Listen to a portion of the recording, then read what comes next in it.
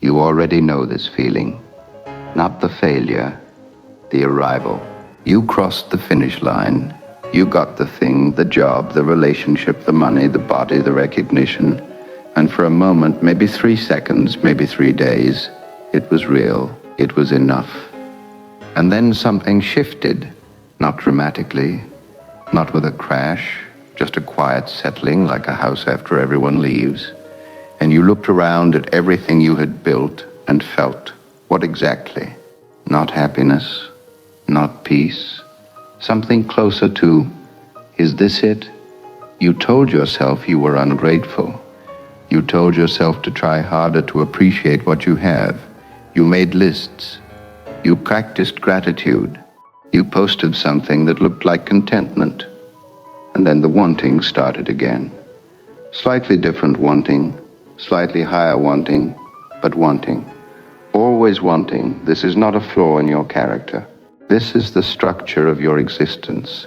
Arthur Schopenhauer saw this 2 centuries ago with a clarity so brutal that most people still refuse to look directly at it. Not because he was pessimistic, because he was precise. The will does not want things. The will wants. That distinction will cost you everything comfortable you believe about yourself and give you something real in return. Here is what he saw. Every human being is driven by a blind, purposeless force he called the will. Not your personal will, not your ambitions, not your dreams. A deeper, dumber, older force. The same force that drives a plant toward light, a river toward the sea, a wolf toward the kill. You did not choose it. You cannot negotiate with it. It has no goal it is trying to reach. It simply presses. Forward. Always forward. Wanting more. Wanting different. Wanting. When you want something, you suffer.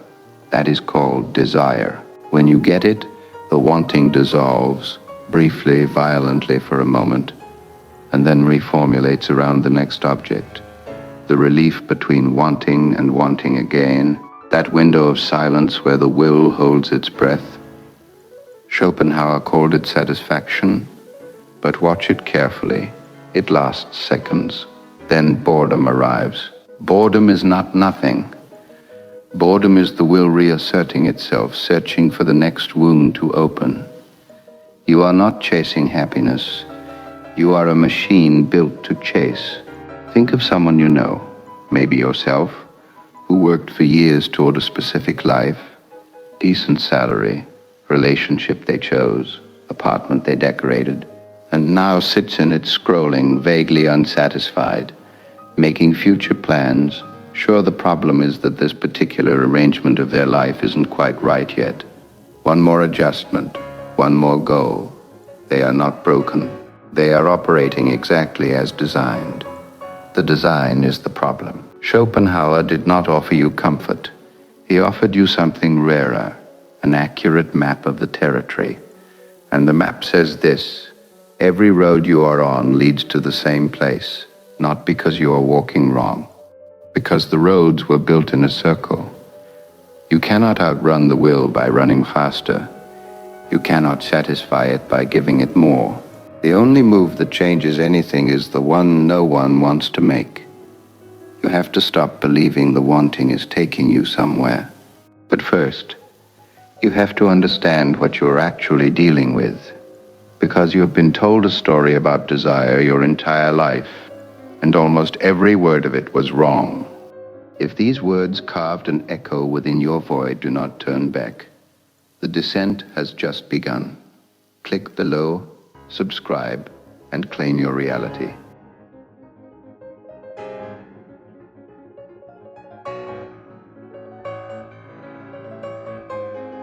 Schopenhauer built his entire system around one claim, and he made it without apology. The world is will, not matter, not spirit, not God's plan, not evolutionary progress, will. A blind striving force that underlies all of reality, from the gravity that pulls planets together, to the hunger that wakes you at 3 in the morning, to the ambition that makes you refresh your notifications before you are fully conscious. He called it Wille zum Leben, the will to live. But do not let the word live soften it. This is not a will toward anything good. It is not oriented toward your flourishing. It has no interest in your happiness whatsoever. It is pure forward pressure, a fist pressing through reality with no destination, no purpose, no care for what it destroys in the pushing. And here is the part that should stop you cold. You are not someone who has this will. You are this will, wearing a costume called personality. Your intellect, the part of you reading this, the part forming opinions, making arguments, believing itself to be in charge, Schopenhauer considered a servant, a tool the will grew in order to navigate the world more efficiently. Your consciousness is not the driver, it is the headlights. The will is the engine. The engine doesn't ask the headlights where it wants to go. This is why rational arguments do not change behavior. This is why you know exactly what you should eat, how you should sleep, which relationship patterns damage you, and you do none of it consistently, because the knowing is in the servant. The doing is in the master, and the master is not listening to reason. Now apply this to desire. When you want something, a promotion, a person, a version of your life, where does that want actually come from? You will say, from you, from your values, from your assessment of what would make your life meaningful.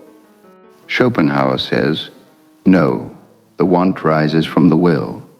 The intellect arrives afterward and builds a story about why this particular want is rational, important, and uniquely yours. The story is fiction. The want came first.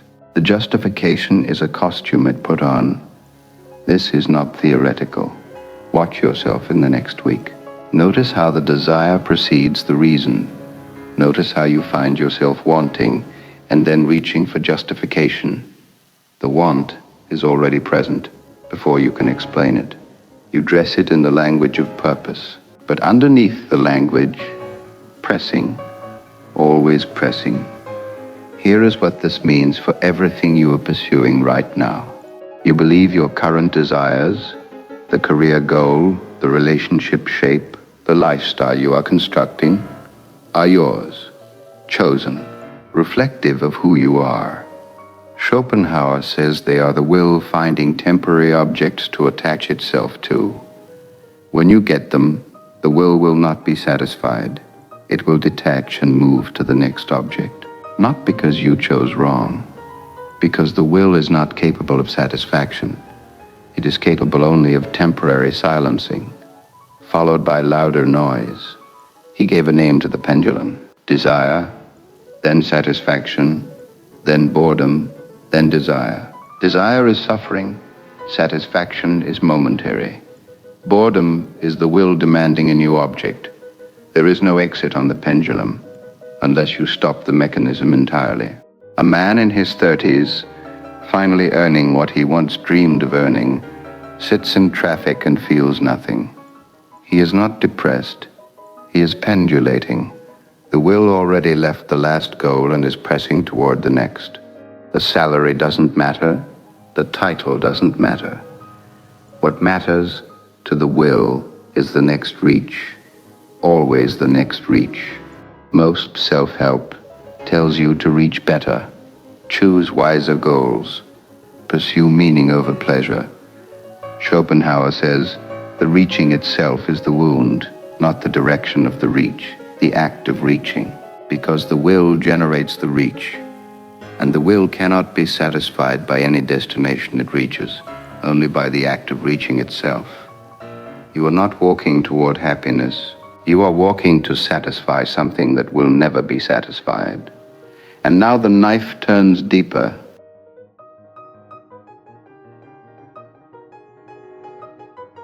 Here is the assumption you arrived with, and it will not survive this part. You believe that if you want the right things deeply enough, with enough clarity and intention, the wanting itself will make you more alive. Schopenhauer says the wanting is what is killing you. Not metaphorically, Structurally, the very mechanism you have been told is the source of vitality, desire, drive, ambition, passion, is the mechanism that ensures you can never rest. The will does not want you rested. A rested will is a will that stops pressing, and the will does not stop. This is where Schopenhauer parts ways with everyone who has ever sold you a vision of your best life. They tell you, find your passion, he says. Your passion found you, and it does not have your interests at heart. They tell you, pursue what matters, he says. The pursuit is the trap, not the object of pursuit, the act of pursuing.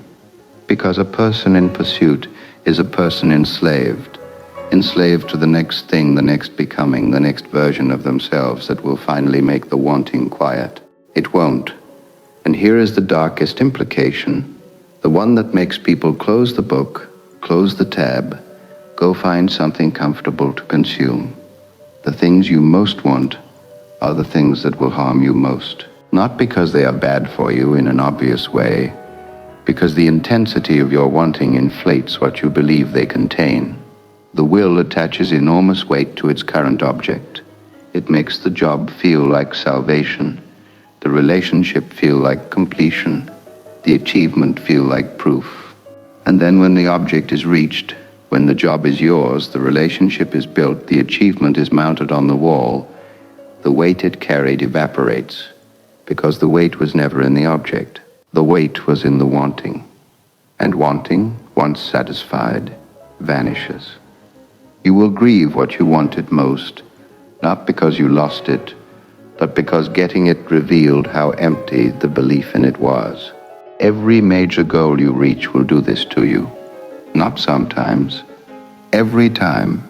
A woman who spent a decade building toward a specific role, the role that meant she had made it, that her suffering had purpose, that she was who she needed to be, gets it. Sits in the office on the first Monday, feels the enormous anticlimax press against her chest like something closing, and thinks, something is wrong with me for not feeling what I was supposed to feel. Nothing is wrong with her. She simply ran into the will's fundamental indifference to arrival. The will does not want destinations, it wants movement. You were built for the journey, not because the journey is beautiful, but because a will that arrived would stop pressing. And stopping is the one thing the will cannot permit. So here you are, understanding, perhaps for the first time, that the architecture of your suffering is not an accident and not a failure. It is the design. You were built to want. You were built to reach. You were built to feel briefly satisfied and then emptied and then hungry again. Not as punishment, as the structure of willing existence itself. This could destroy you. Or, and this is where Schopenhauer does something almost no one gives him credit for, it could be the beginning of the only freedom that is actually available to you. Because if the will is the source of all suffering, then anything that temporarily quiets the will, temporarily frees you from suffering. And Schopenhauer identified exactly where the will falls silent. He identified it with the precision of a surgeon. And it is nothing like what you have been chasing.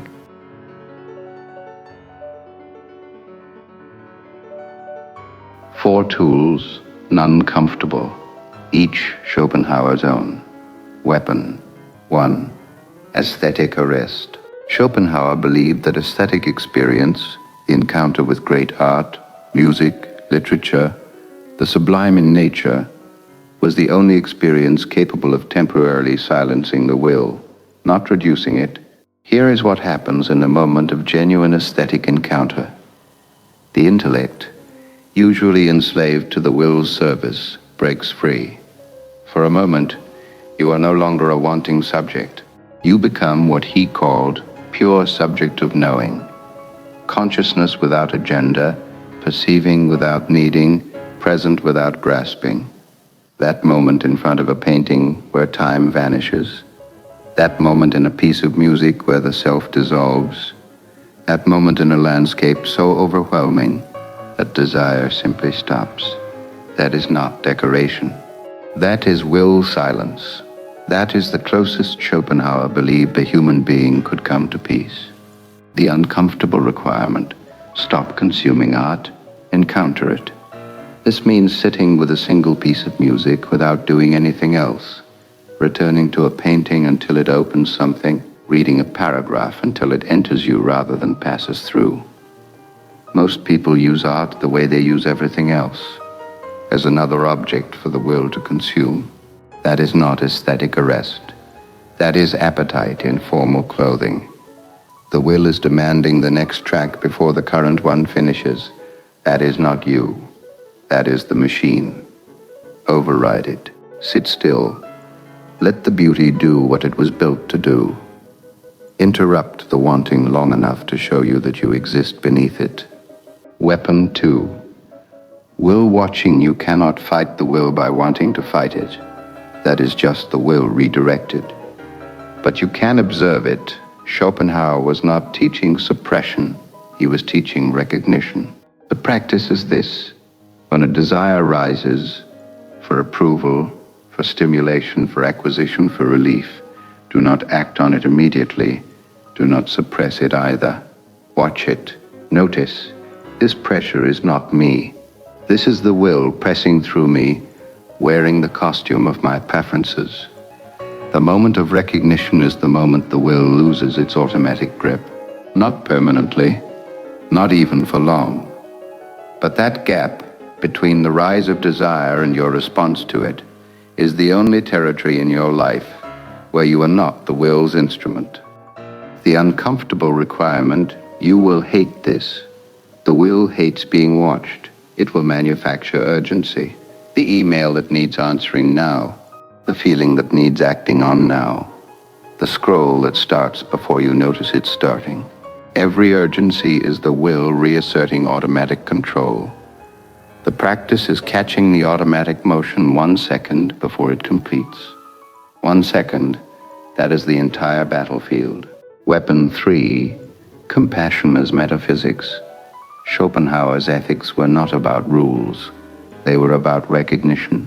If the same will presses through every living being, if you and every person you have ever encountered are expressions of the same blind force, suffering the same fundamental condition, then cruelty becomes philosophically incoherent.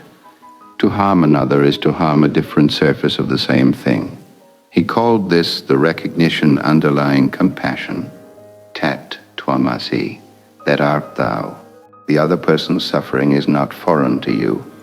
It is the same will pressing through a different body. This is not warmth. This is metaphysics, the uncomfortable requirement. Apply it to people you have contempt for. The person whose wanting looks ugly to you, whose ambition is transparent, whose insecurities perform publicly, they are not weaker than you. They are the same will, less disguised. Your disgust is the will defending its self-image. The recognition Schopenhauer demands is, I am looking at myself with better costumes on. This does not excuse behavior. It dissolves the superiority that makes genuine connection impossible. Weapon 4, voluntary self-denial. This is Schopenhauer's most radical tool, and the one most people immediately reject. He argued that moments of voluntary self-denial, not punishment, not asceticism for its own sake, but the deliberate refusal to give the will what it is pressing for, are moments of genuine freedom, not because suffering is good, because the will's grip loosens when it encounters a self that will not be automatically moved. You are not the desire. You are the one who can decline the desire. The uncomfortable requirement: find one thing the will is pressing for today: comfort, approval, stimulation, relief, and do not give it that thing. Not forever. Once, with full awareness of what you are doing, not to prove discipline, to experience, even briefly, that you are not identical to your wanting, that there is something in you that precedes the desire, that exists outside the pressing, that something is not free, but it is freer. And Schopenhauer believed that in those moments of recognized freedom, however brief, however small, A human being touches the only dignity actually available to them. Not transcendence, not salvation, recognition.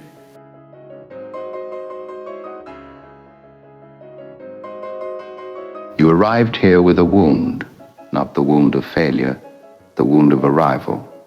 The specific pain of getting what you worked for and finding the container smaller than the wanting that filled it. You thought something was wrong with you. You tried gratitude. You tried wanting better things. You tried performing contentment until it became real. It did not become real.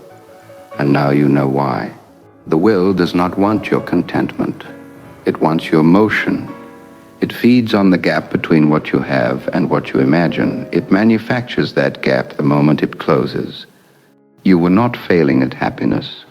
You were succeeding at being exactly what you are, a willing creature in a world made of will, and no amount of achievement was ever going to change the nature of what you are.